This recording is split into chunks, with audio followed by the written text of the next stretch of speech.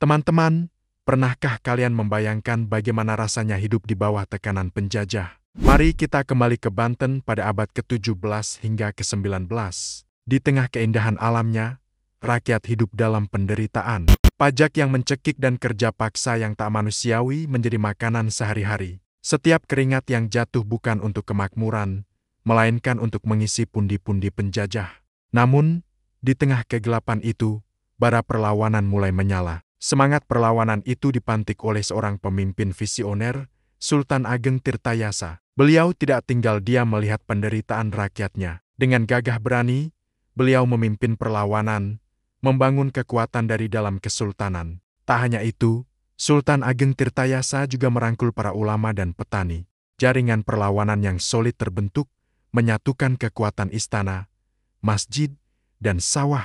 Mereka berbagi satu tekad, merebut kembali martabat dan kebebasan tanah Banten. Api perlawanan itu terus berkobar dari generasi ke generasi. Puncaknya terjadi pada tahun 1888 dalam peristiwa yang dikenal sebagai pemberontakan Cilegon. Seorang ulama karismatik bernama Ki Wasyid bangkit memimpin rakyat.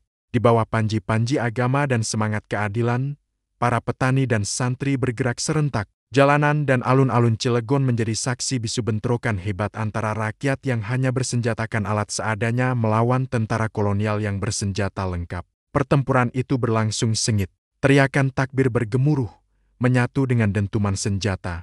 Simbol-simbol keagamaan dan budaya seperti doa dan jimat menjadi sumber kekuatan, mengikat mereka dalam persatuan yang tak tergoyahkan. Setiap pejuang yang gugur bukan menjadi akhir, melainkan menjadi penyulut semangat bagi yang lain untuk terus maju. Mereka berjuang bukan hanya untuk diri sendiri, tetapi untuk masa depan anak cucu mereka, untuk kehormatan tanah kelahiran. Meski perlawanan itu pada akhirnya dapat dipadamkan dengan kekuatan militer, semangatnya tidak pernah mati. Kisah perjuangan rakyat Banten, dari Sultan Ageng Tirtayasa hingga Ki Wasyid, menjadi warisan abadi. Ini adalah cerita tentang keberanian melawan penindasan, tentang kekuatan persatuan antara pemimpin, ulama, dan rakyat biasa. Sebuah pesan kuat bahwa martabat sebuah bangsa adalah sesuatu yang layak diperjuangkan hingga titik darah penghabisan. Di awal abad ke-17, ketika angin sejarah berhembus kencang dari pelabuhan-pelabuhan di Selat Sunda, bangkitlah seorang pemimpin yang menolak tunduk pada keserakahan penjajah. Sultan Ageng Tirtayasa Sultan Banten, yang memandang laut bukan sebagai batas melainkan sebagai urat nadi perdagangan dan kebebasan. Di dermaga-dermaga Banten yang riuh, ia menata kekuatan, memperkuat armada, merapikan lumbung, menggairahkan sawah dan kebun lada, serta menjalin niaga yang merdeka.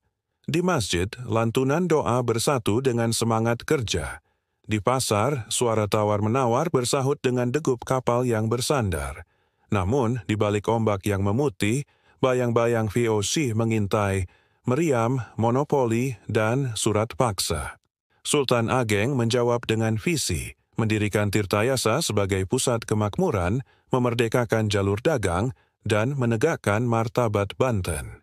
Ketika langkah-langkah berat penjajah makin dekat, mata rakyat tertuju ke Pelabuhan Merak, pintu strategis menuju Selat Sunda. Di sana, pagi yang lembab selalu menyimpan kegelisahan.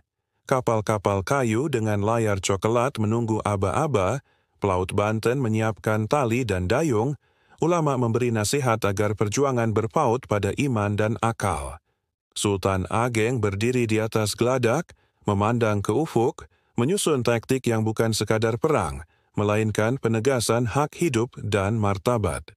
Selat Sunda bukan milik penguasa asing, batinnya. Ia adalah jalan kita, nafkah kita, masa depan anak-anak kita. Ketika bendera VOC tampak di kejauhan, tiang layar bergetar diterpa angin, tegang tetapi tidak gentar. Banten memilih bersiasat, menutup celah-celah monopoli dengan jaringan pedagang lokal, mengarahkan kapal-kapal kecil lincah menghindari kapal besar musuh, memanfaatkan arus dan karang, menjadikan alam sebagai sekutu. Di dermaga Merak, rakyat mengangkat logistik, mengikat persaudaraan, dan menyatukan suara. Banten merdeka. Benturan berikutnya bukan hanya suara meriam dan ombak, ia adalah benturan kehendak. VOC ingin menaklukkan pasar, Sultan Ageng ingin melindungi kehidupan. Di tengah kekalutan, Sultan Ageng menegaskan bahwa kekuatan bukan sekadar senjata, melainkan keberanian membangun irigasi, lumbung, perdagangan lada bebas, dan persatuan rakyat. Malam-malam di Merak menyala redup oleh pelita, memantulkan harapan di permukaan air. Pelaut menjaga perairan, ulama menjaga akhlak, rakyat menjaga dapur, dan sultan menjaga kompas sejarah. Meski ujian menggulung, pengkhianatan, intrik, dan serangan, tonggak perjuangan Banten tak patah. Di masjid, doa terus naik, di pelabuhan, kerja terus turun, dan di hati, tekad terus menguat. Sultan Ageng tahu, kemenangan kadang tak terlihat sebagai trofi, tapi terasa sebagai nafkah yang kembali bebas, sebagai harga diri yang tak dijual, sebagai anak-anak yang tumbuh dalam negeri yang tidak ditundukkan. Ketika fajar menyiram Merak dengan cahaya keemasan, kisah itu menegaskan, perjuangan bukan hanya menolak, melainkan membangun. Banten menjaga laut, laut menjaga Banten. Dan nama Sultan Ageng Tirtayasa yang merawat jalur niaga dan kehormatan di pelabuhan-pelabuhan strategis seperti Merak menjadi penanda zaman bahwa kedaulatan lahir dari keberanian, kerja, dan persatuan. Dari gelombang ke gelombang, dari dermaga ke dermaga, kisah itu berlanjut. Selama ada angin yang berhembus di Selat Sunda, selama ada rakyat yang mencintai tanahnya, semangat Tirtayasa tidak padam. Terima kasih sudah menyimak kisah heroik ini. Jangan lupa untuk like, komen, dan subscribe agar kita bisa terus belajar dari sejarah bangsa kita. Sampai jumpa di video selanjutnya.